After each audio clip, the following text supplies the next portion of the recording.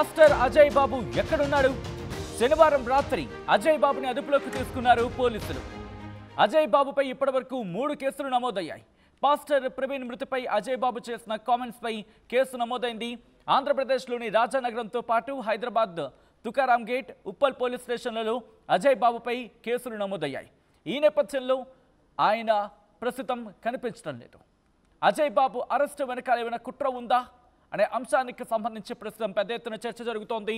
Pastor Ajay బాబు ఎక్కడున్నారు అనేది ప్రస్తుతం బిగ్గెస్ట్ క్వశ్చన్ మార్క్.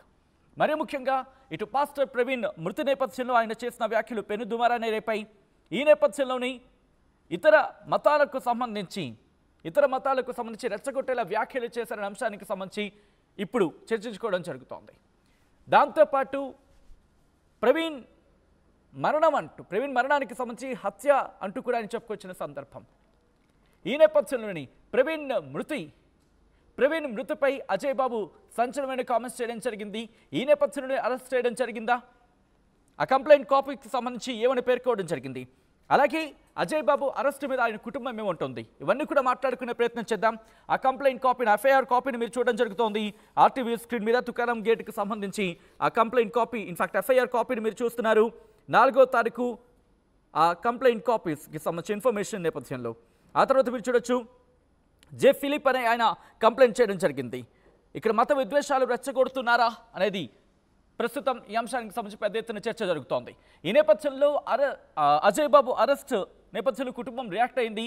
అజయ్ బాబు సతీమణి రియాక్ట్ అయ్యారు. ఆమె ఏమంటున్నారో చూద్దాం. అజయ్ బాబు గారు మేము జయనగర్ కాలనీ, బల్లేపల్లి జయనగర్ కాలనీ 17వ నంబరు స్ట్రీట్లో ఉంటున్నామండి. రాత్రి 8:30 సమయంలోనే పోలీసులు మా ఇంటికి రావడం, పాస్టర్ అజయ్ బాబు గారి మీద కేసు అయిందని చెప్పి, ఎఫ్ఐఆర్ అయిందని చెప్పి, కనీసం ఒక స్లిప్ కానీ లేకపోతే ఎఫ్ఐఆర్ అయిన కాగితం కానీ ఏమీ చూపించకుండా వెంటనే అక్కడ ఉన్న మనిషిని, బయట నిలబడి ఉన్న మనిషిని రావాలి అని చెప్పి వెంటనే తీసుకొని వెళ్తుంటే అతను మా పాస్టర్ గారు తన చేతిలో నా ఫోన్ ఉంది, ఆ ఫోన్ తీసుకొని లోనికి వచ్చారు. అదే టైంలో నేను బయటకు వస్తుంటే నన్ను చూసి, అమ్మ ఇట్లా అర్బన్లోని కేసు అయిందంటే నా మీద ఎఫ్ఐఆర్ ఫైల్ అయింది, నేను వాళ్ళు స్టేషన్కి తీసుకెళ్తున్నారు అని చెప్పి మా సార్ వెళ్ళారు. వెళ్ళిన తర్వాత మేము అర్బన్ స్టేషన్కి అని చెప్పి మేము వెళ్తే అక్కడ సిఐ ఏం చెప్పారంటే, మేము ఎవరూ రాలేదు, మేమెవరూ తీసుకురాలేదు, కేసు ఏం ఇక్కడ కాలేదు అని చెప్పి అక్కడ సిఐ గారు చెప్పారు.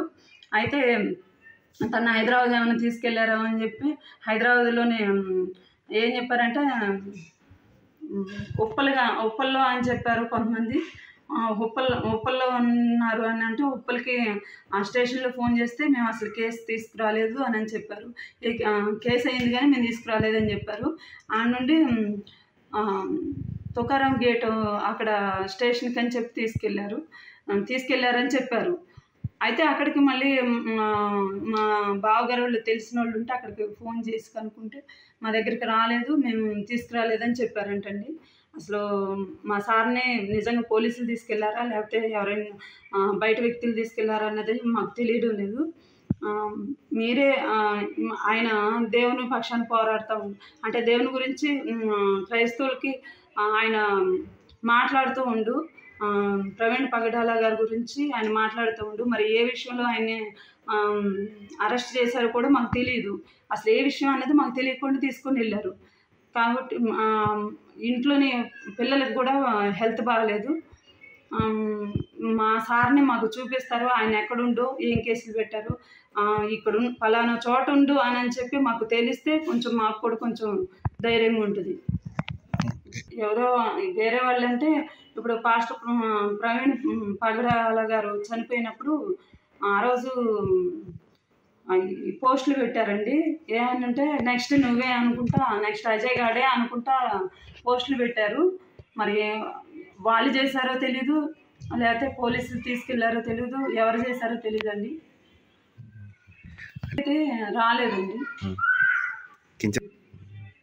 నేను చూడలేదు. కంప్లైంట్ నైట్ వెళ్ళి అర్బన్లో కంప్లైంట్ చేసాం, కేసు తీసుకున్నారు. మరి పోలీసు వారే న్యాయం చేయాలి, ఎక్కడుంది తెలుసుకొని మాకు సమాచారం ఇస్తారని నేను నమ్ముతున్నాను. అంటే ఇప్పుడు క్రైస్తవులందరి పక్షాన ఆయన పోరాడుతూ ఉన్నాడు. ఈరోజు ఆయన అరెస్ట్ అయ్యి ఎక్కడుండో కూడా తెలియదు. మాకు న్యాయం జరగాలి. ఇప్పుడు క్రైస్తవులంతా కూడా తన కోసం నిలబడాలని మేము ఆశిస్తున్నాం. ఎందుకంటే నేను ఏం కోరుకోను. రైట్, అది పాస్టర్ అజయ్ బాబు సతీమణి వర్షన్. ఆమంటంలో ఒకటి, ఆయన ఎక్కడ ఉన్నారో తెలియదు, ఆయనపై 3 కేసులు నమోదయ్యాయి అనే విషయానికి సంబంధించి మాత్రమే తమకు తెలుసు అంటూ కూడా చెప్పుకొస్తోంది ఆమె. దాంతోపాటు ఆయనను ఇంతకీ పోలీసులే తీసుకెళ్లారా, లేకపోతే ఎవరైనా కుట్ర పనిని ఆయనను తీసుకెళ్లే ప్రయత్నం చేశారా? ఒకవేళ పోలీసులు తీసుకెళ్ళి ఉంటే కనుక ఎక్కడ ఉన్నాడు ఆయన? ఆ విజువల్ మీరు చూస్తున్నారు. ఆయన ఆ రాత్రి 8:30 గంటల ప్రాంతంలో ఇటు పోలీసులు వచ్చి తీసుకెళ్లారు అంటే చెప్తున్న వెహికల్కి సంబంధించి, ఆ సీసీ ఫుటేజ్కి సంబంధించి అక్కడ మాట్లాడుతున్న ఆ విజువల్ మీరు చూడొచ్చు. ఆ వెహికల్స్ సంబంధించి ఆ విజువల్ని మీరు చూస్తున్నారు. ఈ నేపథ్యంలో ప్రస్తుతం పెద్ద ఎత్తున చర్చ జరుగుతోంది. పాస్టర్ అజయ్ బాబు ఎక్కడ, ఆయన ఎక్కడ ఉన్నారు, ఎవరు తీసుకెళ్లారు, తీసుకువెళ్ళింది ఎవరు, ఎప్పుడు తీసుకువెళ్లారు, ఎందుకు తీసుకువెళ్లారు, ఎక్కడికి తీసుకువెళ్లారు, ఎందుకు తీసుకువెళ్లాల్సి వచ్చింది, ఒకవేళ తీసుకువెళితే కనుక ఏ స్టేషన్లో ఉన్నారు, ఇంతకీ ఆయన తెలంగాణలో ఉన్నారా లేకపోతే ఆంధ్రప్రదేశ్లో ఉన్నారా, ఏ పోలీస్ స్టేషన్కి తీసుకువెళ్ళడం జరిగింది, ప్రస్తుతం ఆయన ఆచూకీ ఏంటి, ఆయన ఎక్కడ ఉన్నారు, ఈ అంశానికి సంబంధించి పెద్ద ఎత్తున చర్చ జరుగుతుంది. ఇదే అంశానికి సంబంధించి మనతో పాటు మాట్లాడడానికి WCC president, in fact WCC national president Peter Raghumudri కూడా లైవ్లో జాయిన్ అవుతున్నారు.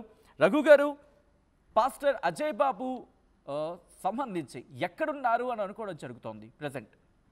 సార్, నైట్ ఇక్కడ హైదరాబాద్ నుంచి కానీ కొన్ని ప్లేసెస్ నుంచి కానీ చాలా మంది ఫోన్లు చేశారండి. ఓకే, అక్కడ ఉన్న ఇన్ఫర్మేషన్ ప్రకారంగా తుకారాం గేట్ పోలీస్ స్టేషన్ కి తీసుకెళ్ళినట్టుగా అక్కడ ఒక కేసు రిజిస్టర్ అయ్యింది. అది కూడా ఒక క్రైస్తవుడే రిజిస్టర్ చేశాడని చెప్పి ఒక కోణంలో చర్చ జరుగుతా ఉంది.